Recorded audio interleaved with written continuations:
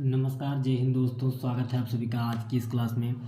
तो गाइस, अगर आप भी देने वाले हैं यूपी बोर्ड से क्लास 10 का पेपर, तो आज की क्लास होने वाली है आपके लिए बहुत ज़्यादा यूजफुल। चूँकि आज की क्लास में मैं आपको बताने वाला हूँ इम्पोर्टेंट पोएम और सेंट्रल आइडिया, जो कि चार चार नंबर का आपकी बोर्ड एग्जाम में आता है। 4 नंबर का पोएम और 4 नंबर का सेंट्रल आइडिया, यानी 8 नंबर अभी के अभी आपके क्लियर करने वाला हूँ।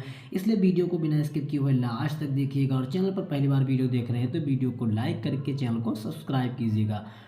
तो गाइज़, जैसा कि आप लोग जानते हैं कि पहले क्या होता था कि आपको जो क्वेश्चन आता था वो लिखने के लिए ऐसे आता था कि या तो आपको पोएम लिखना होता था अथवा आपको सेंट्रल आइडिया लिखना होता था।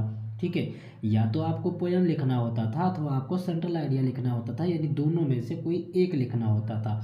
लेकिन गाइज़, अब क्या हो गया है 2 साल से कि अब आपको पोएम भी लिखना पड़ेगा और सेंट्रल आइडिया भी लिखना पड़ेगा। दोनों को अलग अलग लिखना होता है 4-4 नंबर के लिए। तो गाइस, जल्दी से हम समझ लेते हैं कि हमको अपने 8 नंबर जो हैं वो अभी क्लियर करने हैं। तो मैंने यहाँ पर एक पोएम लिख रखी है कि the way a crow shook down on me the dust of snow from a hemlock tree.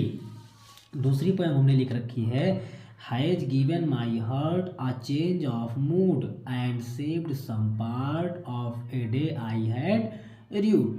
तो गाइज, ये 8 लाइन की पोएम है जो कि आपको पढ़ लेनी है, अच्छे से याद कर लेनी है। ठीक है, चूँकि 4 नंबर की ये आपके बोर्ड एग्जाम में 100% आने वाली है।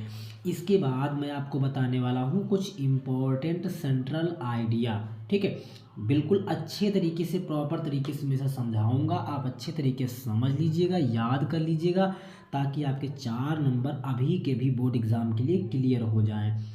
तो गाइस, जो मैंने सेंट्रल आइडिया लिख रखी है वो पहली सेंट्रल आइडिया है द डस्ट ऑफ स्नो की, जिसको लिखा है, जिसके जो पोएट हैं, कवि हैं, वो रॉबर्ट फ्रॉस्ट हैं। ठीक है, इन्होंने इस सेंट्रल आइडिया को लिखा है। देखिए, 3 सेंट्रल आइडिया के पार्ट के नाम आपको दिए जाएंगे, यानी 3 चैप्टर के लेसन के नाम जो है आपको दिए जाएंगे, जिसमें से एक ही आपको लिखना होगा। ठीक है, तो आज की क्लास में मैं 2 सेंट्रल आइडिया आपको बताऊंगा, अच्छे से समझाऊंगा, वही दोनों आप पढ़ लेना। उसी में से आपको एक बोर्ड एग्जाम में लिखने को मिल जाएगी, अदरवाइज आपको कुछ भी पढ़ करके अपना टाइम वेस्ट नहीं करना है। तो गाइज, सेंट्रल आइडिया मैंने लिख रखा है कि in the poem dust of snow. देखिए, इन द पोएम माने इस कविता में, dust of snow, dust of snow नाम की जो ये पोएम है, इसमें द पोएट माने कवि, want to convey that some time, जो कवि है वो चाहता है, दैट माने कि, सम टाइम माने कुछ समय, और सर्टेन माने होता है कुछ, मोमेंट माने पल, और action which are simple have large significance. देखिए, जो कवि है वो इस पाठ में, इस रिलेशन के थ्रू हमको समझाना चाहता है कि सम टाइम माने कुछ भी, सर्टेन माने कुछ, मोमेंट माने पल, और माने या, एक्शन माने कार्य, यानी कि हर समय हमको कुछ ना कुछ कार्य करते रहना चाहिए। ठीक है, विच आर सिंपल, चाहे वो साधारण हो, हैव लार्ज सिग्निफिकेंस, या फिर वो बहुत बड़ा या विशाल हो। ठीक है, कभी हमको क्या कहता है, कभी हमको इस पोएम के थ्रू समझाना चाहता है, हमको अपने जीवन में कुछ न कुछ हमेशा करते रहना चाहिए, चाहे वह छोटा हो या बड़ा हो। दे change the mood off life a person. They change माने वो बदलते हैं, अ मूड मतलब मन को, दिमाग को या हृदय को, ऑफ लाइफ ए पर्सन एक व्यक्ति के, वो क्या करते हैं कि एक व्यक्ति के दिमाग को बदल देते हैं। द वे ए क्रो, ठीक है, यानी उसी बीच एक कौवा जो होता है, sex down dust of snow, यानी कि डस्ट माने होता है कणों से, ऑफ स्नो माने बर्फ की।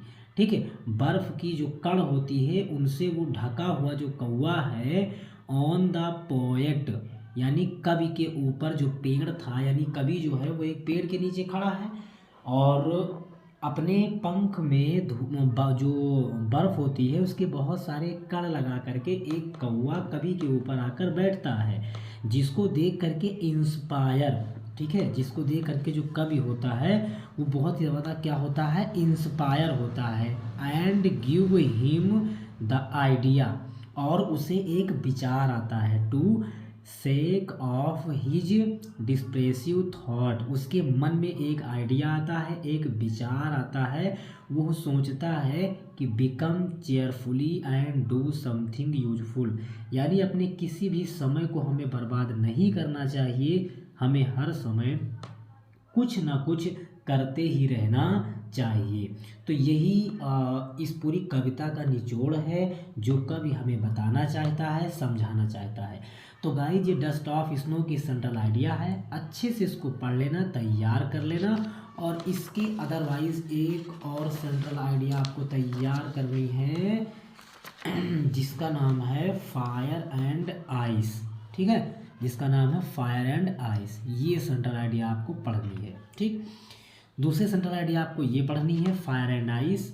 तो देखिए इसमें लिखा गया है कि the poet equates fire with desire and ice with hatred. देखिए द पोएट माने जो कवि है, इक्वेट्स माने बराबरी करता है या तुलना करता है, फायर माने आग की, विथ माने साथ, डिजायर माने उत्सुकता होता है, तीव्र इच्छा होता है।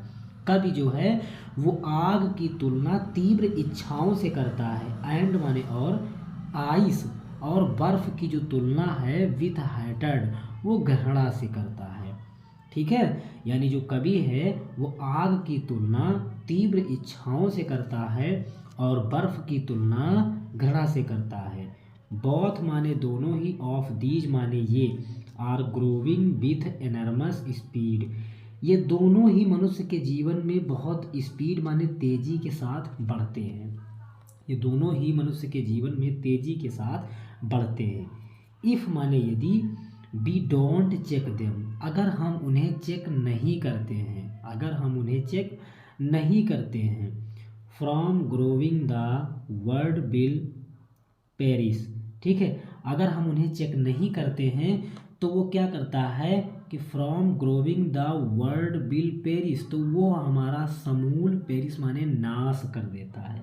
अगर हम उसको चेक नहीं करते हैं या बीच बीच में उसकी जांच नहीं करते हैं तो वो क्या करता है, मनुष्य का समूल नाश कर देता है। सो माने अतः, बी मस्ट माने हमें चाहिए, रिटेन माने करते रहना, आवर डिजायर्स माने अपनी इच्छाओं को, हमें अपनी इच्छाओं को बढ़ाते रहना चाहिए, बड़ी करते रहना चाहिए।